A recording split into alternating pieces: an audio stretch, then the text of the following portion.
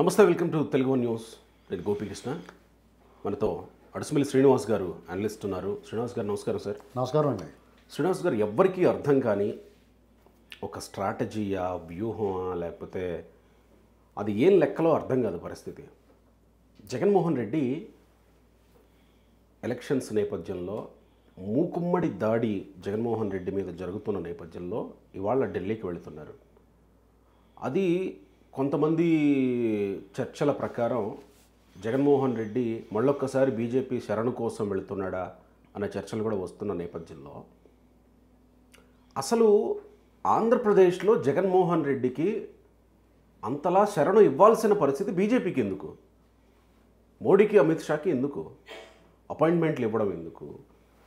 ఈ చర్చకు అవకాశం ఇవ్వడం ఎందుకు? ఇంకొక కీలకమైన అంశం ఏంటంటే, ఆంధ్రప్రదేశ్లో ఇప్పుడు ఏ సర్వే గ్రౌండ్ లెవెల్ నుంచి తీసుకున్నా టీడీపీ ఒంటరిగా వెళ్ళినా గెలుస్తుంది, జనసేనతో వెళ్ళడం వల్ల ఇంకొక యాడ్ ఆన్ అవుతూ ఉంటుంది, ఇంకాస్త బంపర్ మెజారిటీతో గెలిచే అవకాశం ఉంటుంది. బహుశా జగన్మోహన్ రెడ్డికి 20-30 సీట్లు వచ్చినా ఆశ్చర్యపోని అవసరం లేదు అని కొన్ని చర్చలు ఉన్న నేపథ్యంలో గెలిచే పార్టీలతో పొత్తు పెట్టుకోవడానికి ఇంకా బీజేపీకి సంశయం ఎందుకు? జగన్ ఓడిపోతాడని చెప్తున్నా కానీ బీజేపీ ఎందుకు జగన్మోహన్ రెడ్డికి ఇంకా శరణు ఇస్తుంది? జగన్ ఎప్పుడు శరణు వచ్చినా జగన్మోహన్ రెడ్డిని ఆశీర్వదించి పంపిస్తుంది అనుకోవాలి. ఏంటి ఆ లాజిక్ ఏంటి అసలు? నిజంగానే ఇది చాలా ఆలోచించదగ్గ విషయం. అలాగే చర్చకు కూడా రావాలండి ఇది. ఎందుకంటే జగన్మోహన్ రెడ్డి గారి గ్రాఫ్ నానాటికి దిగజారిపోతుంది. ఆయన 2019లో ప్రమాణ స్వీకారం చేసిన స్టేజీ మీద మాట్లాడిన దగ్గర నుంచి కూడా ఒక్కొక్క డ్రాప్ అలాగా పోతా ఈ 2 ఏళ్లలో శరవేగంగా కింద జారిపోయింది. మొదటి 3 సంవత్సరాలు మెల్లమెల్లగా జారింది. అది నెగ్లిజిబుల్, ఎవరికి అది పట్టించుకోని విధంగా వాళ్ళు దాని ప్రచారాలతోటి వాళ్ళ ఎదురుదాడితోటి కప్పెట్టుకున్నారు. ఈ 2 ఏళ్లలో అది ఇంకా వేగం పుంజుకుంది. ఈ ఆఖరి సంవత్సరం అయితే శరవేగంగా మారిపోయింది. దాన్ని ఇంకా వాళ్ళ వల్ల కావట్లేదు. ఈ 2-3 నెలల నుంచి అయితే, ఒక 5-6 నెలల నుంచి అయితే వాళ్ళ వల్ల కావట్లేదు. మరి ఇలాంటి పరిస్థితుల్లో సాధారణంగా కేంద్రంలో అధికారంలో ఉన్న రాజకీయ పార్టీ రాష్ట్రాల్లో వాళ్ళకి స్థానం లేనప్పుడు, వాళ్ళు ఆ రాష్ట్రాల్లో ఎదగాలనుకున్నప్పుడు ఎవరో ఒకరితో మెల్లగా పొత్తు పెట్టుకుని వాళ్ళు ముందుగా పాకేస్తారు. అంటే ఎవరితో పొత్తు పెట్టుకోవాలి? ఆ రాష్ట్రాల్లో ఎదగాలి అనుకున్నప్పుడు గెలిచే పార్టీలతో పెట్టుకోవాలి. సాధారణంగా గెలిచే పార్టీతో పెట్టుకుంటారు. వాళ్ళకి సహజ మిత్రులతో పెట్టుకుంటారు. అవును కదా. అంటే గతంలో అనుభవాల దృష్ట్యా ఇప్పుడు టీడీపీ, బీజేపీ ఉందనుకోండి, వాళ్ళు అనేక సార్లు పొత్తులు పెట్టుకున్నారు. అవును. కాబట్టి వాళ్ళు సహజ మిత్రులుగానే పరిగణించబడతారు. అంటే వాళ్ళకి అలవాటు ఓట్లు ట్రాన్స్ఫర్ అవ్వటం అది కూడా వాళ్ళకి సునాయాసంగా జరుగుతుంది. అలాంటి పరిస్థితుల్లో వాళ్ళు ఎందుకని ఈ వైఖరి తీసుకున్నారు? అందరికీ కనిపించినట్టుగా చంద్రబాబు గారు, మోడీ గారు వైరం అనేటువంటిది కనిపిస్తుంది అందరికీ. అందరూ అదే చెప్పుకుంటున్నారు. ఏంటి, చంద్రబాబు నాయుడు గారు ఎప్పుడో ఒకసారి మోడీ గారికి అపాయింట్మెంట్ ఇవ్వలేదు గుజరాత్ నరమేధం సమయంలో. ఆ కోపం మనసులో పెట్టుకున్నాడు ఆయన. కాబట్టి ఇవాళ పగ సాధిస్తున్నాడు, చంద్రబాబు నాయుడు గారిని ఇబ్బంది పెట్టాలనుకుంటున్నాడు అనేటువంటిది చాలామంది చెప్పింది. ఇప్పటికీ కూడా అదే మాట్లాడుకుంటారు. అలాగే చంద్రబాబు నాయుడు గారు మోడీ గారిని విమర్శించాడు 2019 ఎన్నికల ముందు, ఎన్నికల సమయంలోనూ. కాబట్టి అదంతా మనసులో పెట్టుకుని ఆయన పగ సాధిస్తున్నాడని ఓ చర్చ ఉంది. అదే చర్చ జరుగుతుంది. అదే కారణం చెప్తున్నారు. కాదండి, రాజకీయాల్లో అందరూ చాలా సహజంగా ప్రతిసారి చెప్పినట్టుగా శాశ్వత శత్రువులు, శాశ్వత మిత్రులు ఉండరు అనేటువంటిది అక్షర సత్యం. ఈ దేశాన్ని అంతా ఒకలా చూస్తున్నారు వాళ్ళు. ఒక ఆంధ్రప్రదేశ్ని ఎందుకు ప్రత్యేకంగా? ఇది సమస్య. ఇక్కడ వాళ్ళు ఎట్టి పరిస్థితులను జతకట్టకూడని వాళ్ళు, జతకట్టలేని వాళ్ళు వైసీపీ పార్టీ జగన్మోహన్ రెడ్డి. ఎందుకంటే ఆయన వాళ్ళ నాన్నగారు హయాంలో, ఆయన నాన్నగారు ముఖ్యమంత్రిగా ఉండగా రాష్ట్రాన్ని కొల్లగొట్టేశాడు. అది కళ్ళ ముందు స్పష్టంగా కనబడుతుంది. 16 నెలలు జైల్లో ఉన్నాడు, చాలా కేసులు A1గా ఉన్నాడు. అతను ఎట్టి పరిస్థితుల్లో దరిదాపులో తీసుకోకూడదు వాళ్ళు. అతను స్వచ్ఛంగా సొంత పోస అయిపోతే తప్ప వాళ్ళ దరిదాపులు అసలు కలిసి మాట్లాడకూడదు, ఎదురుపడితే కళ్ళు మూసుకోవాలి. అంటే వాళ్ళ సిద్ధాంతాల ప్రకారం వాళ్ళు బేసిక్గా బీజేపీ పార్టీ సిద్ధాంతం ప్రకారం నిజంగా వాళ్ళు పొత్తు పెట్టుకోలేదు. మరి పొత్తు పెట్టుకోకపోయినా మరి అతనికి సహాయం కావాలి, అతనికి సహాయం చేయాలంటే ఏం చేయాలి? తెర వెనక నుంచి అంత నిజాయితీ గల మంచి పార్టీ అనుకున్న బీజేపీ కూడా రొంకు సాగించడం మొదలుపెట్టింది. అంటే ఈయన చాలా పెద్ద మనిషి, ఉత్తమ పురుషుడు, ఏకపత్ని వృత్తుడు అనుకున్నవాడు కూడా గోడసాటి నుంచి వ్యవహారాలు చేసినట్టు అన్నమాట. ఇది వాళ్ళు అలాగే చేస్తున్నారు. సరే చేశారు. అప్పటికి తెలుగుదేశంతో వాళ్ళకి విభేదాలు వచ్చినాయి. కారణాలు మనకు కనిపించి ప్రత్యేక హోదా ఇలాంటివి కనిపించినాయి, కానీ అది కాదని నా ఉద్దేశం. ఏంటి? ఆంధ్రప్రదేశ్లో వనరులు ఖజానా, ఆంధ్రప్రదేశ్ అటవీ సంపద కానీ, ఖనిజాలు కానీ, తీర ప్రాంతం కానీ, ఇలాగా ఆంధ్రప్రదేశ్లో మనకు కనిపించేది ఇవన్నీ కనిపిస్తున్నాయి. ఎంతకు మించి ఏదో ఉందండి ఆంధ్రప్రదేశ్లో. ఇది మన ఎవరికి తెలియదు. ఇది చాలా ముఖ్యులకు మాత్రమే తెలిసింది. ఏదో దాన్ని వాళ్ళు చేజిక్కించుకోవాలంటే చంద్రబాబు నాయుడు గారు వేరే ఏ పార్టీ అయినా వాళ్ళ ఆటలు సాగవు. జగన్మోహన్ రెడ్డి గారు మాత్రం ఎందుకు వాళ్ళ ఆటలు సాగనెత్తాడంటే, ఎందుకంటే ఆయన మెడ మీద కత్తి ఉంది, కేసులు గొడవ, వాళ్ళకి జీ హుజూర్ అనక తప్పని పరిస్థితి. అంటే చంద్రబాబు నాయుడు అన్నాడా? ఖచ్చితంగా ఒప్పుకోడు. ఎందుకు ఒప్పుకుంటాడు? ఇప్పుడు సపోజు గంగవరం పోర్టు ఎగ్జాంపుల్ చెప్తాను మీకు. గంగవరం పోర్టు అప్పుడు అడిగారు చంద్రబాబు గారు ఉండగా, సరే తీసుకోండి, అయితే దీనికి ఇంత రావాలి, మాకు మా వాటా ఎంత ఉంది, మాకు ఇలా రూపాయికి 10 రూపాయలకి ఉప్పుకి చింతపండుకి ఇచ్చేయండి, మేము మాకు ఇంత ఇస్తే తీసుకోండి అన్నాడు. అలా ఎందుకు తీసుకుంటారు వాళ్ళు? వాళ్ళంటే వాళ్ళ వెనకాల మనుషులు. వాళ్ళు ఎవరి కోసమైతే ఈ దేశాన్ని, ఎవరి కోసమైతే ఈ దేశం మొత్తం వాళ్ళ చేతిలో పెట్టాలనుకుంటున్నారో వాళ్ళు. అది శాంపిల్. అలాంటిది చాలా ఏదో ఉంది. ఇంకా నాకు కూడా అంచెక్కట్లేదు ఏముందో. ఇది తెగట్లేదు. ఇప్పుడు సాధారణంగా ఆడు చెడిపోయాడు, ఇటు చెడిపోయిన బాలుడు అంటే స్కూల్లో కూడా ఆడు జత ఎట్టకరా అని చెప్తారు కదా మనకి. ఎవడన్నా సరిగ్గా చదవకపోయినా, మార్కులు రాకపోయినా, అల్లరి చిల్లరగా ఉండడానికి, ఒరే ఆడు జత ఎట్టకరా నువ్వు అని చెప్తారు కదా. ఇంట్లో కూడా చెప్తారు, మాస్టర్లు చెప్తారు, టీచర్లు అందరూ చెప్తారు. అవును. అలాంటిది ఇతను సర్వభ్రష్టుడు అయిపోయినాడు ఎన్నిక కాకముందే. ఎన్నికైన తర్వాత ఇంకా పూర్తి స్థాయిలో ఇంకా అంటరాని వాడంటే అతనే రాజకీయంగా. ఏ రకంగా అతను పాలకుడుగా అర్హత లేని మనిషి. ఎందుకంటే అతను ప్రేమించి, ఆరాధించి, అభిమానించి, గౌరవించి, గుర్తించి అతను ఓట్లు వేసిన వాళ్ళని శిక్షిస్తున్నాడు. అతను వాళ్ళ మీద పగట్టేశాడు. అలాంటి వాడికి ఎందుకు మద్దతుగా నిలవాల్సి వచ్చింది అనేటువంటి అందరూ మెదళ్లలో తొలిచేస్తున్న ప్రశ్న. ఇక చంద్రబాబు గారు, టీడీపీ, జనసేన ఇవన్నీ ఉన్నాయనుకోండి. జనసేన ఆల్రెడీ వాళ్ళతో పొత్తులో ఉంది. వాళ్ళ పార్టీ పొత్తులో ఉంది. ఆ పార్టీ ఇంకో పార్టీతో ఇక్కడ జత కట్టింది. వాళ్ళు రేపు క్లీన్ స్వీప్ డెఫినెట్గా గెలిచేసే అవకాశం కనపడుతుంది. జనసేన ఆల్రెడీ వాళ్ళతో పొత్తులో 4 ఏళ్ళు పైగా ఉంది కాబట్టి ఆయనతో జనసేన వంకలు అప్పటి వరకు ప్రజలకు ఆగ్రహం ఉందనుకోండి. జనసేన ద్వారా జగన్మోహన్ రెడ్డి గారి మీద పోరాటం చేసి జనసేనకి సహకరించి వాళ్ళు ఏదన్నా మేలు చేయాలనుకున్నది వీళ్ళ ద్వారా చేసి, ఇదిగో మేము కూడా ఆంధ్రప్రదేశ్ పట్ల బాధ్యతగా ఉన్నాం, మేము అన్యాయాన్ని సహించం అని చెప్పచ్చు. ఈ పార్టీకి చేసి ఉండాలి. ఇప్పటికీ చేసేయాలి. ఇదంతా ఇప్పుడు అమరావతి ఉందాక 3 రాజధానులు మొదనష్టపు 30 రాజధానులు నోరు మూసుక కూర్చుని నీ పన్ను చూసుకొని రాజధాని అది కట్టకపోతే మానే మేము వచ్చి కడతాం, అంతేగాని 3-4 గంటలు ఒప్పుకోం అని చెప్పాలా. వాళ్ళు చెప్పాలా. వాళ్ళకి చెప్పిన మాట ఇన్ని వాళ్ళ చేత కూడా చెప్పించాలంటే వ్యవస్థల చేత. అది లేదు. మీ ఇష్టం అండి ఫెడరల్ వ్యవస్థ అని ఈ పనికిమాలిన మాటలన్నీ మాట్లాడిచ్చారు. పోలవరం మేమే కడుతున్నాం, జాతీయ ప్రాజెక్టు మేమే డబ్బులు ఇస్తున్నాం, అది మాదే అని చెప్పుకుంటారు. మరి చంద్రబాబు నాయుడు గారు కడతానన్నప్పుడు ఒప్పుకున్నారు. ఆయనది పర్యవేక్షణ మాత్రమే రాష్ట్ర ప్రభుత్వాన్ని. ఎప్పుడే గుర్తుపెట్టుకోవాలి అందరూ. Only supervision. జాతగా కట్టించడం అంతే, దగ్గరుండి కట్టించుకోవడం అంతే. డబ్బులు వాళ్ళు ఇస్తారు. ఇంజనీర్లు కాంట్రాక్టర్ కడతాడు. వీళ్ళ దగ్గరుండి సున్నం సరిగ్గా సిమెంట్ సరిగ్గా కలిపోయా అని చెప్పాలి అంతే.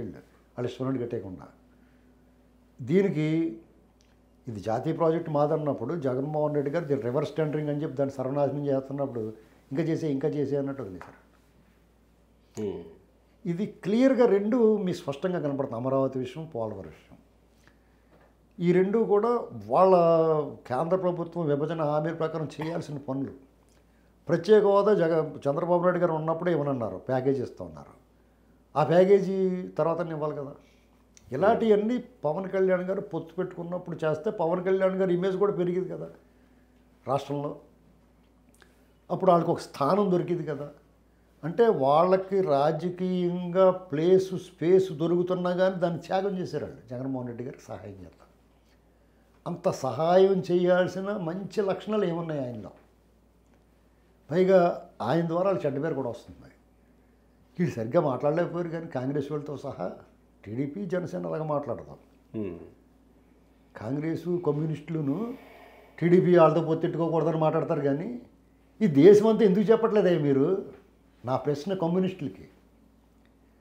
మోడీ గారు అనేటువంటి వ్యక్తి, భారతీయ జనతా పార్టీ నాయకులు, కేంద్ర ప్రభుత్వం ఆంధ్రప్రదేశ్కి ఇంత అన్యాయం చేస్తా, ఇలాంటి దొంగోళ్ళు సపోర్ట్ చేస్తా, రాష్ట్రాన్ని సర్వనాశనం చేస్తా, రాష్ట్రాన్ని అధోగతి పాలు చేస్తుందంటే మీరు దేశానికి ఎందుకు చెప్పట్లేదు? ఆంధ్రప్రదేశ్లో మాట్లాడతాం కాదు మీరు. మీ జాతీయ నాయకులు ఏం పీకుతున్నారు? ఇండియా కూటమి ఏం చేస్తుంది? మోడీ కదా మీ టార్గెట్. అంటే ఇప్పటికీ వాళ్ళు అదే దృక్పథంతో ఉన్నట్ట మీ అంటే మరి ఇంత దోబూచులాట ఎందుకని? సరే 3 ఏళ్ళు చూశారు జగన్మోహన్ రెడ్డి, ఏమన్నా మంచిగా చేస్తాడేమో, చేయలేదు. వాడు ఎంత సహకరించినా, ఇప్పుడు రూపాయి వస్తువుకు 100 రూపాయలు అప్పిప్పించినా, మద్యం తాకట్టు పెట్టించేసిన, మద్యం ప్రియుల్ని వాళ్ళ తాగుడు వ్యసనాన్ని తాకట్టు పెట్టేసాడు, అప్పులు చేసాడు, దాన్ని లెక్కలేదు. గత ప్రభుత్వం హయాంలో వీళ్ళు రోజు లెక్కలు అడిగేవారు, ఇవాళ ఒక్కడు కూడా లెక్కలు అడగడం. పైగా జగన్మోహన్ రెడ్డి గారు సాక్షి పేపర్లో రాసింది పార్లమెంట్లో చదువుతారు. ఇవన్నీ చూస్తుంటే అసలు ఎందుకు వీళ్ళ బంధం, ఏంటి వీళ్ళ బంధం? దీనికి కారణాలు 2 ఉంటాయి. ఒకటి, జగన్మోహన్ రెడ్డి గారు దోపిడీ చేసిన సొమ్ములు సగం ఓటాలకు ఇచ్చేసి ఉండొచ్చు, లేదా సింహభాగం. 1. 2, వాళ్ళు ఇక్కడ దోచుకోవాల్సింది ఏదో ఇంకా ఉంది, అదేంటనేటువంటిది తేలాలి. అది ఖచ్చితంగా చంద్రబాబు గారు వాళ్ళకి తెలిసి ఉంటుంది, అది ఏముందో అక్కడ. అది మీరు తీసేసుకోండి అని చంద్రబాబు గారు అంటలేదు వాళ్ళని. మేము ఇస్తాం, మేము అధికారంలోకి వస్తే మేము ఇస్తామని అనట్లేదు. మేము అధికారంలోకి వస్తే మీ ఇష్టపడి మీరు లాగేసుకుంటే నేను కూడా జగన్మోహన్ రెడ్డి గల సూత్రం పైకి కిందకని అంటలేదు ఈయన. అలాగన్నా నమ్మరాళ్ళు. ఎందుకంటే ఈయన నా రాష్ట్రం, నా ప్రజలు, నా అభివృద్ధి, నా భరోసా, నా ప్రజల భవిష్యత్తు, వీళ్ళకి ఉద్యోగాలు, ఉపాధి, సంక్షేమం, అభివృద్ధి, ఈ మాటలు మాట్లాడుతున్నా. అయ్యాళ్ళకి తెలుగు భాషలో నాకు నచ్చని ఒకే ఒక పదం సారీయా ఏంటంటాడు ఠాగూర్ సినిమాలో, అలాగా వాళ్ళకి ఇలాంటి మాటలు సిరాకు వచ్చేస్తాయి. ఇలాగ కారపూసలో గొంగళ పురుగులు కనపడినట్టు ఉంటుంది వాళ్ళకి.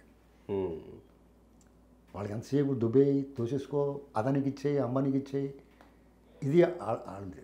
ఆ పోర్ట్ ఇచ్చేయి, ఈ పోర్ట్ ఇచ్చేయి, ఎయిర్పోర్ట్ ఇచ్చేయి, ఎవడెవడు కట్టిన తర్వాత మాకు ఇచ్చేయి, అది వాళ్ళ లెక్క. అంటే బీజేపీ ఇంకా ఒక క్లియర్ స్టాండ్కి రాలేదా ఆంధ్రప్రదేశ్ విషయంలో? క్లియర్ స్టాండ్ ఉంది వాళ్ళకి. ఓహో, అదేదో దుబ్బేయాలి వాళ్ళకి, వీళ్ళు చేయాలి క్లియరెన్స్. అది నువ్వు తీసుకోండి పర్లేదండి, పట్టుకెళ్ళండి అనాలి వీళ్ళు. ఈ మాట పవన్ కళ్యాణ్కి ఏం తెలియదు కదా, తను కాకపోతే తాటి గది రికమెండ్ ఇచ్చేద్దాం అంటాడు పవన్ కళ్యాణ్. పాపం అతనికి అంత అంటే తెలియదంటే అతను మరీ అమాయకుడని కాదు, ఈ బెడద వదిలించుకోవాలన్న ఉద్దేశంతో గమకని అంటాడు ఆయన. ఆయనకు ఒత్తిడి ఉంటుంది. యాక్చువల్లీ ఆ మోటోనే కదా పవన్ కళ్యాణ్. పవన్ కళ్యాణ్కి ఆయనే చెప్పినట్టుగా చాలా ఒత్తిడి ఉంటుంది. నువ్వు సీఎం అయిపోవాలి, మనం గెలవాలి, ఇలాంటి ఒత్తిడిలో ఆయనకి ఇది పెద్ద లెక్కగా అనిపించదు. కావాలితే మనం మళ్ళీ చేసుకోవచ్చు అనుకుంటాడు. కానీ ఈ రాష్ట్రానికి సంబంధించి ఒక పెద్ద గని ఏదో ఉందండి. దానికోసం వాళ్ళు అంటే సహజ వనరులు అనేటువంటిది ఆంధ్రప్రదేశ్కి జగన్మోహన్ రెడ్డి లాంటి వాళ్ళు ఇంకా 10 మంది ధ్వంసం చేసిన ఆ రాష్ట్రం తిరిగి నిలదొక్కోవడానికి కారకమైన ఒక గని ఉంది అక్కడ. ఇప్పటికే ఆల్రెడీ మైనింగ్లో చాలా వరకు బయటకు వస్తూ ఉన్నాయి. మొత్తం ధ్వంసం చేసాడండి అతను. అవన్నీ మళ్ళీ సరి చేస్తారు. ఎంతసేపు తీసుకున్న వాళ్ళందరూ ఇచ్చేసి వెళ్ళిపోండి అంటే ఇచ్చేసి పోతారు వాళ్ళు. ఎందుకంటే జగన్మోహన్ రెడ్డి ఎలా తీసుకోవాలో చెప్పాడు కదా వీళ్ళకి, వీళ్ళు అలాగే తీసుకుంటారు. అందులో పెద్ద విశేషం ఏముంది, అది అంతకు మించి ఏదో ఉంది. కాబట్టే వాళ్ళు జగన్మోహన్ రెడ్డి ఇంకా ఇతను వెళ్ళాడంటే ఢిల్లీ. ఇప్పుడు నేను గోపి గారు 200 ఉన్నాను అనుకో, మీరు ఇస్తారని నమ్ముకుంటేనే కదా అడుగుతాను, లేదంటే కానీ ఎవడరా బాబు అంటే అడగను కదా నేను.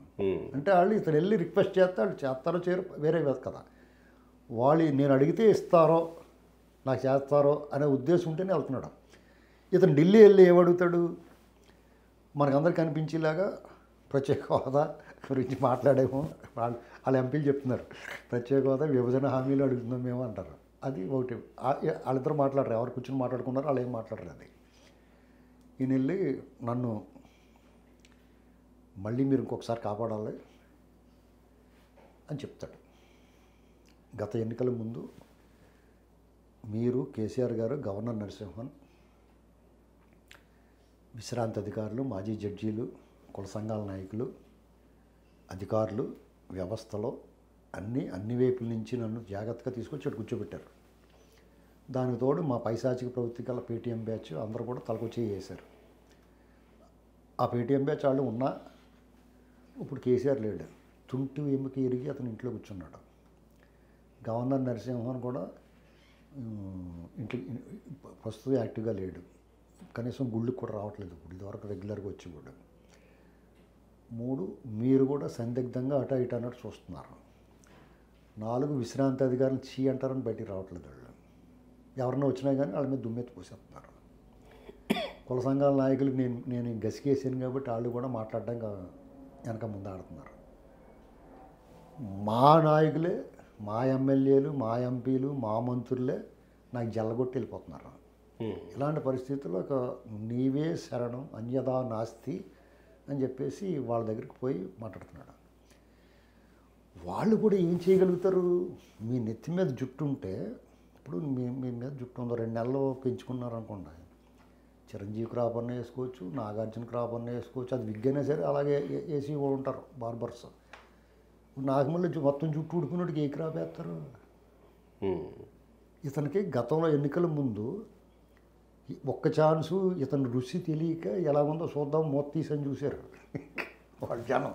ఇప్పుడు రకరకాల వంటకాలు ఉన్నాయనుకోండి, ఏదో మంచి స్మెల్ అవుతుందని చూసి ఇలా చూస్తాం కదా, చూసిన తర్వాత ఆగలేక నోట్లో పెట్టుకుంటాం నాగుతాం ఎలా ఉందని. అలా చూశారు. ఏది విషం అయిపోయింది, దోల తీరిపోయింది అందరికీ. ఇప్పుడు ఆ పరిస్థితి ఇప్పుడు లేదు.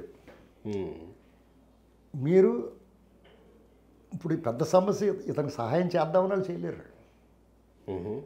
ఎందుకంటే ఎన్నికల కమిషను నుంచి సహాయం అడుగుతాడు. యంత్రాంగం వాళ్ళు యథేచ్ఛగా పనిచేసుకోవడానికి ఎన్నికల కమిషన్ ఉపయోగపడేలా మాట్లాడతాడు. ఆల్రెడీ ఐపీఎస్లు, ఐఏఎస్లు ట్రాన్స్ఫర్లు అయిపోయాయి కదా నిన్న మొన్న. అయినండి రేపు ఇప్పుడు మళ్ళీ ఎలక్షన్ కమిషన్ వస్తే వాటిని మారుస్తారు కదా, మళ్ళీ మారుస్తారు. వాళ్ళు ఇష్టం. అప్పుడు ఏబీ వెంకటేశ్వర గారిని మార్చలేదు, అప్పుడు శ్రీకాకుళం కలెక్టర్ గారిని రాములు గారిని మార్చలేదా, శ్రీరాములు గారిని ఏమైనా చేయొచ్చండి.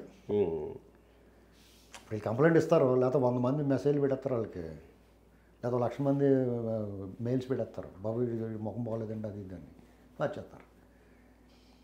ఇక్కడ ఇతను యథేచ్ఛగా అరాచకం అయ్యి చేసేసుకుంటే ఎలక్షన్ కమిషన్ ఇక్కడ ఉన్న వాళ్ళేమో పరిశీలిస్తూ ఉంటారు, ఎలక్షన్ అయిపోయిన తర్వాత చూస్తారు అతనికి అనుకూలం అంటే. లేదా స్ట్రిక్ట్ అనుకోండి, మెయిన్ టీచర్స్, ప్రస్తుతానికి టీచర్స్ని తీసుకోమని చెప్పారు ఎలక్షన్ కమిషన్. వాలంటీర్లు గట్రా వాడతానికి వీలేదన్నారు. వాళ్ళు మనసు మార్చుకుని సరే బోధనేతర సిబ్బంది చాలదంటున్నారు కాబట్టి వాలంటీర్లు కూడా తీసుకోమని చెప్పచ్చు. ఇలాగ కొంత అనుకూలత వస్తుంది. ఏమైనా ఆ ఎలక్షన్ కమిషన్ సిస్టము, మోడీ గారు వీళ్ళందరూ మళ్ళీ వదిలేండి గేట్లు ఎత్తేసి అతను ఏదో చేసుకునే ఉండని వదిలేశారనుకో, కొంత సానుకూలత ఉంటుంది. అయినా అతనికి అవకాశం లేదు ఇప్పుడు. ఎందుకంటే ఇప్పుడు ఎలక్షన్ కమిషన్ సపోజు దొంగోట్లు వేయడానికి వచ్చారనుకోండి, గోడనేసి తొక్కేస్తారు జనం. ఇతను అసలు ప్రచారమే చేసుకునేవారు జనం. ఇతని తాలూకు అభ్యర్థులు ప్రచారం కూడా చేసుకోలేరు. అలాంటి ఉంది వాతావరణం అక్కడ. మరి ఇప్పుడు మీరు ఇప్పటివరకు మనం మాట్లాడిన బీజేపీ ఇంకా జగన్మోహన్ రెడ్డి అది వైపే చూస్తుంది అనుకోవాలా? అలాగే ఉంది కదా వాతావరణం. ఒకవేళ వాళ్ళు ఇలాగ లేట్ చేసేయటం వల్ల ఇప్పుడు వాళ్ళు బీజేపీ, టీడీపీ తోటి, జనసేన తోటి రావటం వల్ల కూడా ఎవరైతే వీళ్ళకు కూడా నష్టం జరుగుద్ది. ఇప్పుడు వాళ్ళు ఎలాగే రెంట్కి చెడ్డ రేవడనప్పుడు జగన్మోహన్ రెడ్డి కూడా వెళ్తే మొత్తం దేశం అంతా మాట్లాడతారు, ఇంకో వాళ్ళతో అవినీతి పరుడితో వెళ్ళారు వీళ్ళు అని చెప్తారు. అరాచకం చేసిన వాడితో, అవినీతి పరుడితో ఇతను కూడా ఉన్నారు అని చెప్తారు వెనకాల నుంచి చేసినా కానీ. ఒకవేళ టీడీపీ జనసేనతో వచ్చాడు అనుకోండి, వీళ్ళకేమో పెద్ద నష్టం. ఇది వాళ్ళ పరిస్థితి అలా ఉంది. ఇప్పుడు జగన్మోహన్ రెడ్డి ఫైనల్గా మీరు ఏమీ చేయలేకపోతే కనీసం వాళ్ళతోటన్నా పొత్తులో ఉండండి అని చెప్తాడు డైరెక్ట్గా. ఎందుకంటే మీతోటి ఎవడెళ్తాడు రాయగట్టుకుని బావిలో దూకినట్టే కాబట్టి మీరు వాళ్ళతో ఉంటే మీ దుర్గంధం, మీ ఈ దుర్వాసన వాళ్ళకి అంటించేస్తే వాళ్ళు ఎక్కడికి వచ్చినా కానీ ఆ స్మెల్ భరించలేక జనం పారిపోతారు అని చెప్తాడు. ఇది ఫైనల్గా. కానీ బీజేపీ అయితే టార్గెట్ ఏపీ పెట్టుకుంది. అసలు మామూలు టార్గెట్ కాదు. ఇప్పుడు మీకు తెలంగాణ ఇప్పుడు వాళ్ళు ఈ దుర్మార్గం చేయాలంటే తెలంగాణలో కూడా చేయొచ్చండి. వాళ్ళు ఎందుకు వదిలేశారు ఇక్కడ? కర్ణాటకలో చేయొచ్చు. దాని లాజిక్ కింద చూపిస్తారు. మేము దుర్మార్గులం అయితే, మేమేమన్నా మ్యానిపులేషన్ చేస్తే, మేము ఏదన్నా అడ్డదారిలో వెళ్తే కర్ణాటకలో వెళ్ళలేమా, తెలంగాణలో వెళ్ళలేమా అని ఇంత బొట్టెట్టుకుని ఆఫ్ కొట్టు వేసుకుని కూర్చొని బారిసి బట్టలు వేసుకుని చెప్తూ ఉంటారు వాళ్ళు. ఇది ఆంధ్రప్రదేశ్ సెపరేటు.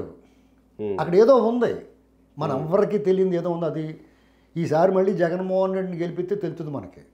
దాన్ని తెలుసుకోవడం కోసం జగన్మోహన్ రెడ్డిని గెలిపించామనుకోండి, మనం ఆసక్తిగా సావక దోలు తీరిపోద్ది మనకి. Right sir, thank you.